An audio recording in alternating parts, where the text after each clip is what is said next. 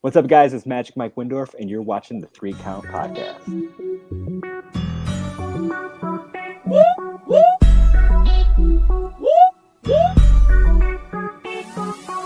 I'm in fashion, roll with cold passions. Welcome everybody to another great edition of the Three Count Podcast presents Now Entering the Ring, and I'm your host, Clifford Red Dog Miller, the man that leads you up this mountain called wrestling. And by now, because I've asked you guys to do this like numerous times, you would call me your Sherpa. But like every good Sherpa, you gotta have someone who's been there, done that, and can do it more efficient than you can. And that's why it's never about me, it's about who's entering the ring. And you see him right next to me. You can find this person at ARW, Dynamite Wrestling Alliance, and Lucha Libre Total. He is one part of TCC. That's right, the Casting Couch. Right here, he's with us, the Magic Mike Wendorf. What's up? What's up? What's I'm up, super man? stoked, How are man. you doing? Pretty good. Just enjoying myself. Got a beer, just kicking it back today. I feel you. It's, full transparency for those who are wondering. It's Good Friday, and it's a Good Friday. Yeah, it's a very good Friday. had my fish and have my beer. Hey, there we go. So, one man, thank you for coming on the show. No problem. And it's funny because like I saw TCC and then I saw it was the Casting Couch, and I was like, how does people get away with this? It is the craziest story how we became about that, but it's definitely something that is really good for all of us, I feel. No, I like it a lot though. It's funny because I'm like, yeah, anybody who knows anything about that, they know where you can find that. You know it. But for the people who don't know who you are, who is Magic Mike Wendorf? So I am a magician, actually, outside of the ring. I do magic and comedy. And I started wrestling, actually, back in, I would say, 2013, 2014 for a company called CSW, Chicago Style Wrestling. So I worked with them for a bit, and I ended up leaving at around maybe November of 2015 due to an injury. And it was a very short beginning. It was very hey, you're here. And then I just stopped for several years. And now it's pretty interesting because about last year in November of all times, I came back, and it's very interesting to try and relearn everything and try to understand and create what Magic Mike wasn't in the first run, I guess. So it's kind of reinventing yourself to be a better version of you. And it's having a lot of time away makes you think of what can you do better. I think with this amazing world of wrestling, everybody wants to be technical. And right now I feel like my go-to is to just, what would a magician look like in the ring? Like, what would that be? How can you take this and move it forward to be entertaining, like a Danhausen, where it's like you can be technical if you wanted to, but it's more of like okay, let's get a little bit kind of weird in here. Yes, I understand that because like when it comes to and it's funny because like I've talked about this a couple times like on the show, and it's cool to always get somebody else's perspective. But when you go to any kind of locker room, right, like you see like those 6 characters really are just there, right? So you just have like the one that does like magic, or they have something like they cast spells, right? Like that's Yeah. always like a sorcerer. You have like the mercenary type, right?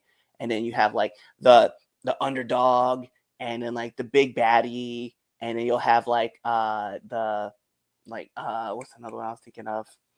Like the brawler type, right? And then you have like the technical dude. So there's always like these 6 characters that are always around. And it's funny how you've talked about like how would a magician move in the ring, and how would this happen, how that happened. Because like for me, my character is more like a mercenary, just kind of like I'm just gonna like go in there. But how I changed it was, instead of being on the serious, like I'm stoic and I'm this dude, I took it on the comedy side and ran the other way with it. So like I acknowledge the fans, I acknowledge there's a fourth wall. Like I talk to the camera, someone similar to like a Deadpool type. And I think it's very funny. So I'm just kind of curious, like how do you pull your magician differently from like, I don't know, because it's only because like you're not the first Magic Mike I've had on the show. All right. Magic Mike Madness. If you guys know, you guys can check his episode out. But to see like how do you pull your magician differently from somebody else? So it's very interesting because I look back at originally I wanted to do let's go back to CSW when I first started. Originally I wanted it to be like this kind of just basic character called like Crash or something with a K.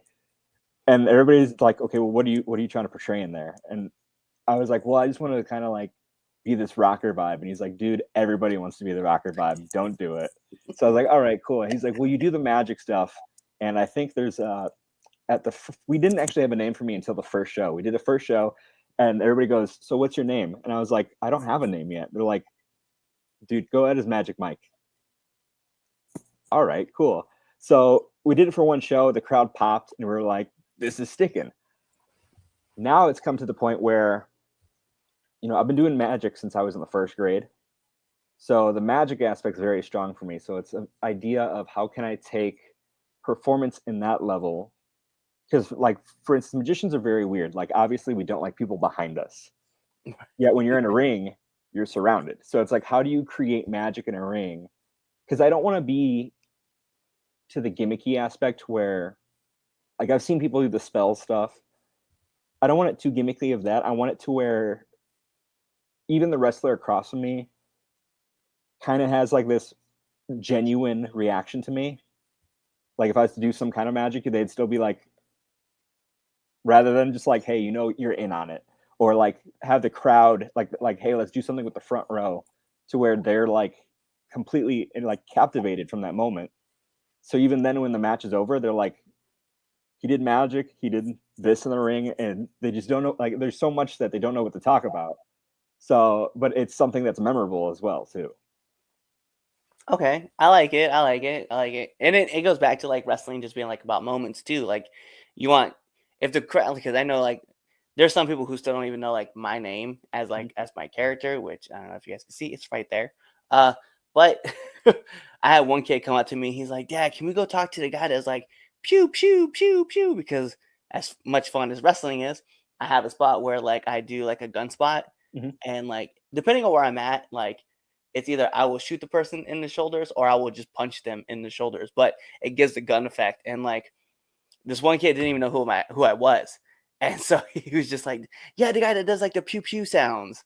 And I was like, appreciate that. I mean, the thing is that is you have that within your gimmick, and that's something that's part of you. So it's like it's not too bad to be like not knowing the name, because they're gonna recognize you from that. Yeah.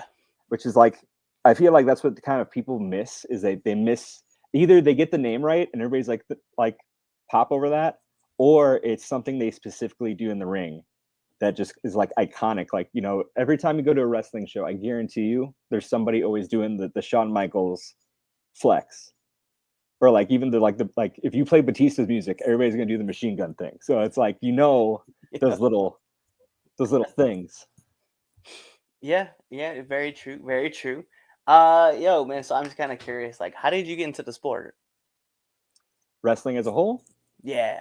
So I was in a rock band called For Our Last Hopes back when I was in college, and we kind of like sounded like a little bit of like Kill Switch mixed with As LA Dying, if you're into like metal. Yep. But one of the guys that was the front man, he's like, hey, we always talked about, wrestling and stuff. When you're a kid, you're always, joking around in a pool or someone's backyard. And he's like, there's this school on the west side of Chicago. If you got like a couple bucks, we can go one day and train. And I was like, you know what? Let's try it out. And I get there. They just said, keep an open mind. Just try not to like think and absorb too much, because you're going to like overdo your mind a bit. The first one, I remember I nearly concussed myself from not protecting myself. I didn't tuck. And I remember coming home and I was like, can you give me like ibuprofen 800? Like, I need to just zonk out for a couple hours. And originally I looked at it, like, this is the funny thing. I looked at him and I was like, I don't think you should go back. That was kind of rough. And we went back, and it became so addicting, where it was like, this is part of you now. I remember like the first bump that I ever took, right, in a ring. And I just remember being like, just kind of looking around like, what the hell just happened? Mm-hmm. But at the same time, like you said, you just like, I kind of like that. It's just a like weird, like you're like this hurts, but like I mean, once you get used to it, I think it's that first one that like gets you where it's like, ugh. But no, it's and then one thing that sucked too is where I trained at. It used to be the old Windy City Pro Wrestling ring, Mm. which someone said was like the World Championship Wrestling ring, where it was just very, very stiff. Like there wasn't any like good wood on it, so you just kind of stuck when you hit it. And you're like, Every time you hit, like the air just leaves. And it's pretty just like, much. yeah, we're not coming back. Like So I'm hip curious, tosses man. sucked. From say again. I said when you did hip tosses on that thing, it sucked. I could imagine. You know what's crazy though is like I remember my trainer telling me he's like, dude, like you're gonna be in a lot of different rings. A lot of different rings bump differently, Mhm. and the ropes are gonna feel different. And I was like, yeah, whatever. And I went to my first show that I debuted in, and the ring felt similar to the ring that I had been training in. So I was like, I don't know what the hell he's talking about. And he's like, go ahead, hit the ropes. And there were actual ropes, not Okay. like steel cables. And so when I hit them for the first time, I was like, oh, that does feel different. And then I remember going into somebody else's ring and like bumping, and they didn't like it just felt like I hit a boxing ring. Like I hit the ground. I was like, nope, I'm not doing this again.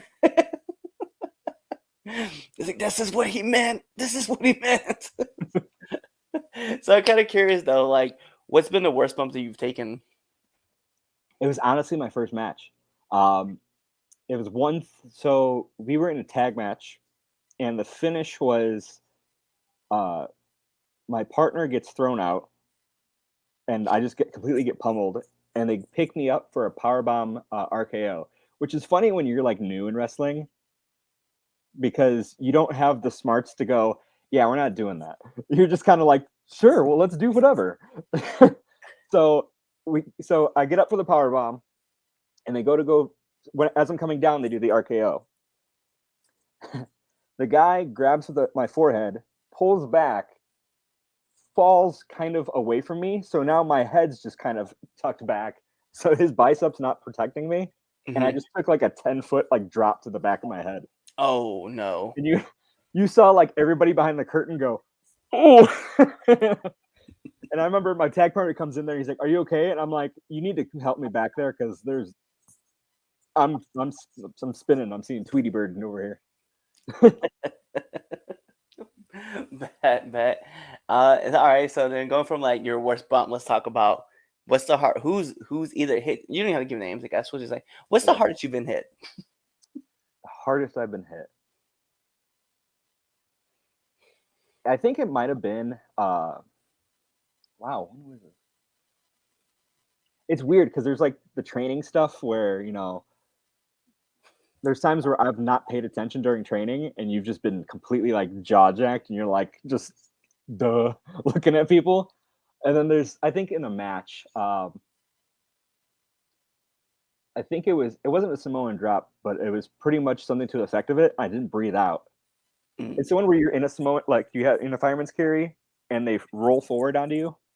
Yeah.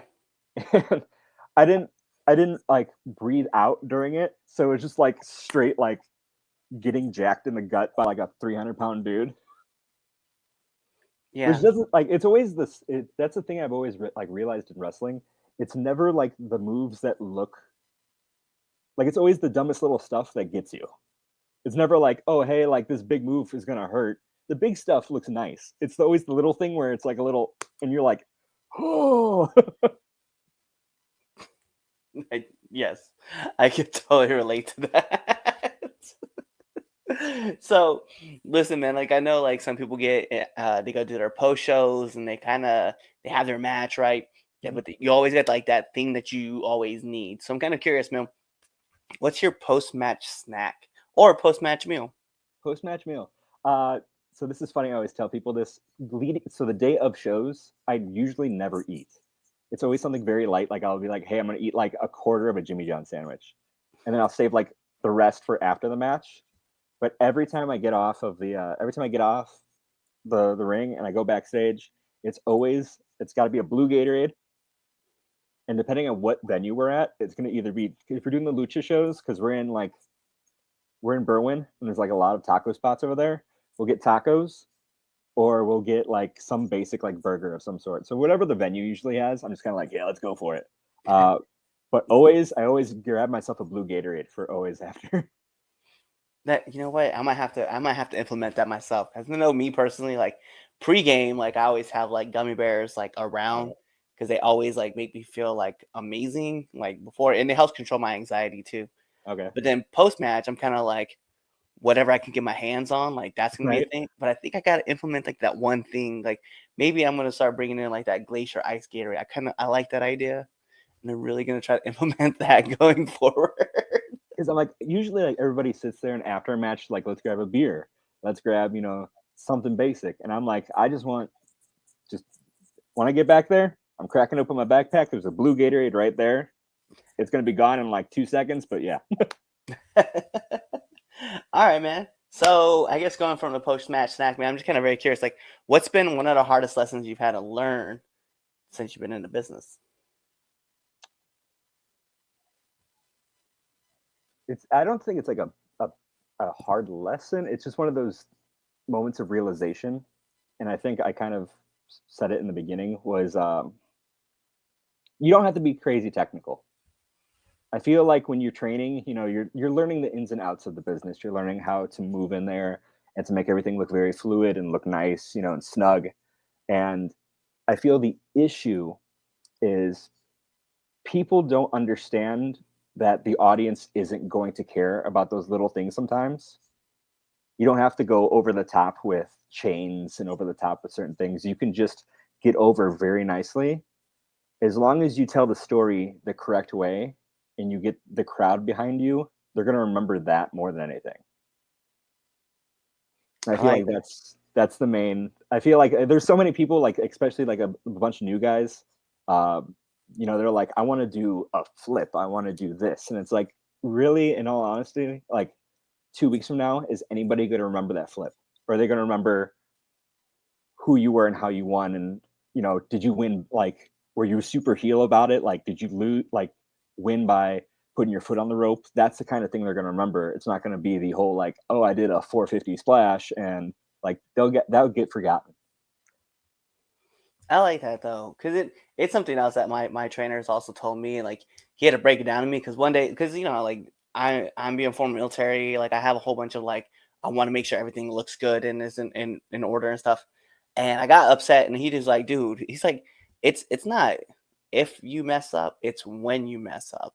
Mhm. He's like, so when you mess up, just let it go and just have fun. And he's like, just stop worrying about the small stuff. And I think it's such a good point that like everybody wants to like make sure everything looks so smooth and fluid.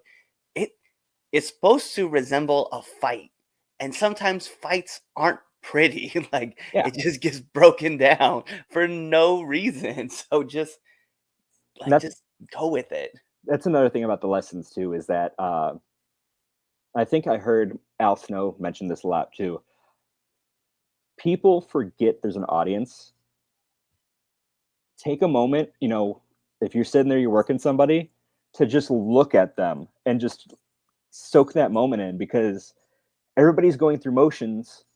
And like you said, you forget it's a fight. You're like, we get so into we're going to do this. You're too worried up here about what the next thing is and not enough about I'm making it look like I'm kicking his ass. Like that's what it's supposed to be. Not, okay, I know I have this coming up. I know I have this coming up.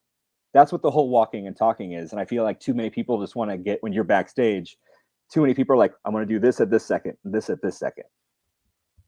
So I feel like that's a big thing is just being in the moment with it. Yeah, and I feel like I see that a lot too, where a bunch of guys will be like trying to call their match like step by step, and it's like somebody I forget. We've had a few different people say it on the show too. Like, what happens if the crowd is just not feeling what you're putting down? Yeah. Then what do? You got to be able to like let things breathe, feel the crowd, and if the crowd's really into it, then cool, keep going. If they're not, then you got to change something up. And I think about that too a lot because like me being older, I mean I'm getting ready to turn 37. Hi guys, I know totally.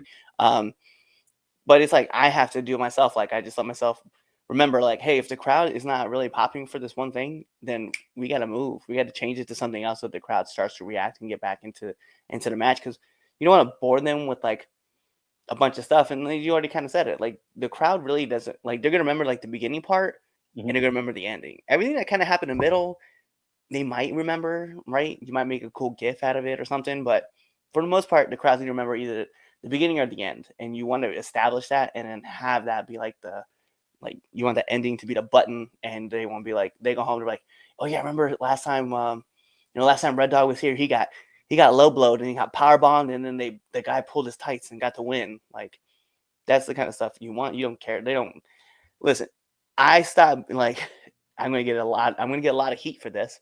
But I stopped caring about guys who could do 450 splashes when I was able to do it. So it's like that's kind of it. Like I just don't care. I completely agree. It's one of those things where it's just I want like you just have to create the moment where people are going to just go, and it sticks. Yep, facts. So I'm kind of curious, man. What kind of advice would you have for like up and coming wrestlers? Um, I think I had a conversation about this the other day too. Pretty much try and listen to the vets as much as you can. I know that sometimes when you're new in a locker room, you feel that it's intimidating. You feel like people are looking down on you. You're getting critiqued very hard. There's times where you're gonna look at your own stuff. And you're gonna be like, that wasn't it. And it's just be able to like, don't be afraid to ask for help. Majority of the guys, they'll sit there and they'll, walk you through things. Hey, my I'm not comfortable about my shine, or hey, like I just I'm not getting the heat that I want. I'm not getting the big like fu off of it like yeah, like I want to. It's like, or there's just certain little things that you can ask people about. It's not that bad. Because I know people sit there and they're like, I don't know, like it's intimidating at times, and it's like, don't worry about it. Listen to the vets. I know there's certain ways that I've mentioned that wrestling from when I started, even in 2013 till now, seems kind of different.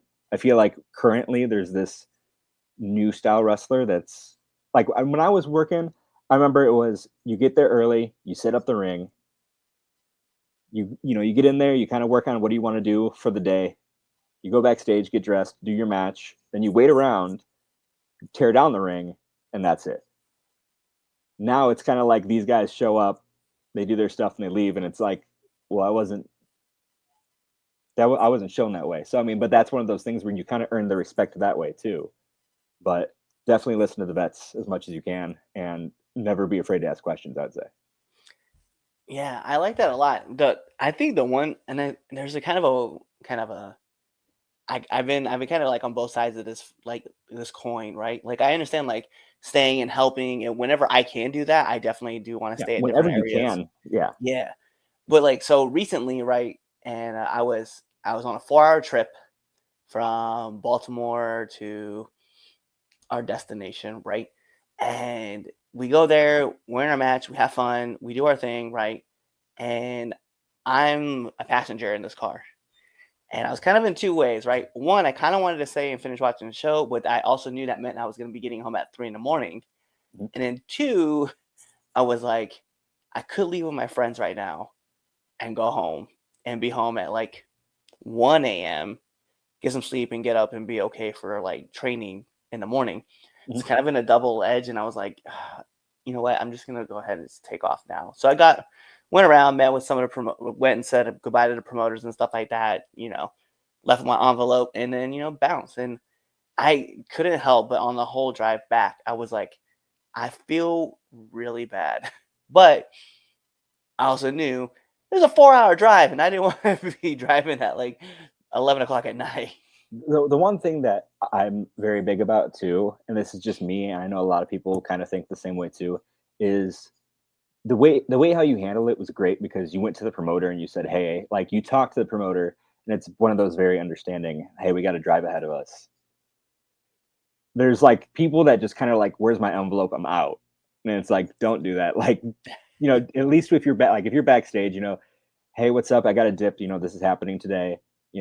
Say bye to the promoter. Shake a couple hands on the way out of like, hey, great show. Thanks, guys, and then dip out. But I feel like it's just the little respect things that everybody needs to hone, which everybody usually does pretty good. It's Right. always just new guys that it's like, hey, you should just go around the locker room and shake everybody's hand. Just as a nice thing to do. Yeah, I definitely feel that one. So listen, man, I know you've been around for a while. You've probably been in and out of some rings, some locker rooms. So I just got to know, though, I need one do and one don't of the locker room. One do and one don't. Well, obviously, like I said, shake everybody's hand. Bring deodorant.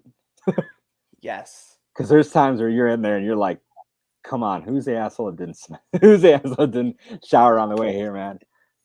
Like, and it's like some of these locker rooms aren't locker rooms. They're just very tight back rooms of places where it's just like you're all packed in there and it's like, don't be that guy. Just put on deodorant or something.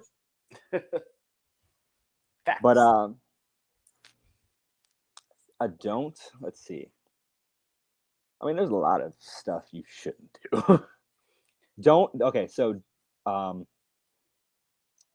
let's do this. Match wise, make sure everybody's on the same page because this is something I noticed lately.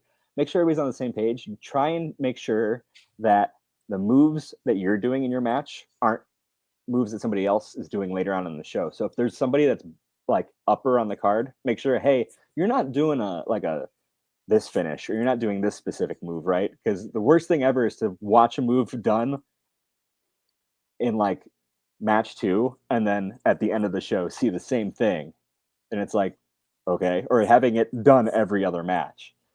I'm still trying to figure out a don't. It's one of those things where I'm going to be in the locker room and I'll be like, that's a don't right there.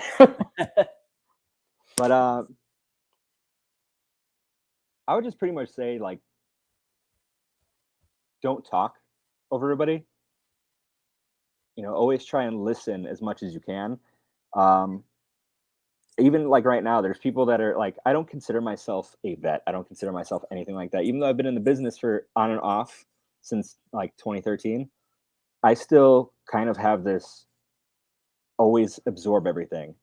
And the biggest thing I would say is when you're being put in a match, my biggest thing is to just say, hey, like if you and I are going against each other, what do you want to do? I don't try and like force anything like we're doing this. I'm going to do this. It's like, no, it's like, what do you want to do? Do you have any ideas? Like, Yeah, I feel that. I feel that a lot. I know for me, whenever I talk to people, I'm always like, listen, dude, I have 3 moves: a spine buster, a German suplex, and a Northern Light suplex. That's pretty much it. Otherwise, it's just punches, kicks, and a clothesline. keep That's it it. simple. Yeah, and a pump handle driver, which is what I call it now. Legitimately, those are all my moves. That's it. I don't have to do anything else. I don't need anything super fancy. It works. That's all Right. that And then everybody else is like, I know I've been in a locker room when people are all like, yeah, man, I'm gonna do like a 455. I'm like, dude, if you have not seen what the ring looks like, it's probably not the best idea, bro.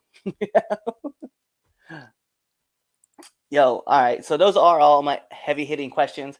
But we do have to get into the second best segment of this podcast. You're probably wondering what the first is. It's the Red Dogs Power Rankings that you can find every Sunday on our debate show. But Mr. Mike, this is the 3 Count Podcast, 10 count questions, and this is how it works. I'm going to fire off 10 questions at you rapid fast. Whatever's your answer, that's your answer. all right. So we're going to put on imaginary timer for added pressure. Bing! And here we go. SmackDown or Raw? Ooh, SmackDown. Favorite movie? Wolf of Wall Street. Let's go. Let's go. Sonic or Mario? Sonic. Favorite color? Green. PlayStation or Xbox? PlayStation. Favorite submission? Ooh, Boston Crab. Squats or deadlifts? Squats. Favorite podcast? Podcast. Your mom's house. My mom doesn't have a podcast, but I appreciate that one. Nominate one person that you want to see on this podcast. Ooh, Adam Cage. Gotcha. And then last but not least, my favorite question to ask every single person that comes on this show. Favorite curse word? It's gotta be fuck. Gotta be. It's gotta be. Like a great F-bomb is all you need in life. I did a comedy show. I was supposed to do a comedy show at McFoley, and I ended up he had another opener, and in his show he's like, this whole show we only get one F-bomb, and he like lets it simmer the whole show, and he like teases it, and it's funny because it's like his comedy show feels like a wrestling match where he just kind of like lets it kind of get in there a little bit. Nice. I know, because like for me, what I do is I talk about it every time on the show. Anytime anybody brings up the word fuck is their favorite. It's like, well, if you haven't seen the history of the F word on YouTube, it's the greatest 2 minutes and 39 seconds of like all time. It's like one of my favorite things ever. So I've been trying to get this video like re-viral again, but I just need people to actually watch it because it's incredible. I'll definitely have to check that out. Bet. Well, those are all my questions. So last but not least, Mike, can you let our listeners and our viewers know where they can find you? So everything's actually under my real name, Magic of Keelan. For some reason, I feel at some point because of Magic, Magic Mike is just going to be the official nickname. So I'm probably going to end up wrestling in the next 3 years as Keelan Magic Mike Wendorf. But for right now, because it's kind of over, I just keep it as Magic Mike. So everything is at Magic of Keelan, or if you do like YouTube, it's the Magic of Keelan Wendorf, which has like a lot of my Magic videos, and I try to throw some wrestling in there too as well. Bet. There you go. He gave you all of his handles. You guys know how to find him. So, like every good part to a wrestling match, we got to take this home because this is the 3 Count Podcast presents Now Ancient Ring, and I'm your host, Clifford Red Dog Miller. That's right, the man that leads you up this mountain called wrestling. But like every good Sherpa, you got to have someone who's been there, done that, and can do it more efficiently than you can. That's why it's never about me. It's about who's entering the ring. And who's entering the ring today? You see him right there. Keelan Magic Mike Wendorf. And you know what to do. Tune into the next episode and be there, or you just wait for this episode to end. You wait for that outro, and then you choose another episode to listen to. Peace. What's going on, 3 Count Nation? I'm Clifford Red Dog Miller with the catchphrase. But what I really want to do right now, go to twitter.com, right? Go over there, find us at the 3 Count _ pod, give us a follow, give us a like, give us a comment. We want to talk to you guys. Go to IG at the 3 Count pod. Give us a like, give us a follow, leave us a comment. We want to interact with you. Go to youtube.com, give us a subscribe, turn the bell on, turn the notifications, leave a comment. We want to talk to you. Go to anchor.fm / the 3 Count podcast, and in there, you can leave us a message, and we will talk to you. Basically, what I'm trying to tell you is that we want to talk to you. We want to have fun with you guys, and we love listening to what you guys have to say. Also, one thing I need you to do for me, the 3 Count podcast also has merchandise. Oh! At prowrestlingtees.com / the 3 Count pod. Please go buy our t-shirts. We love you guys, and we hope you love us too. So show us some support, please.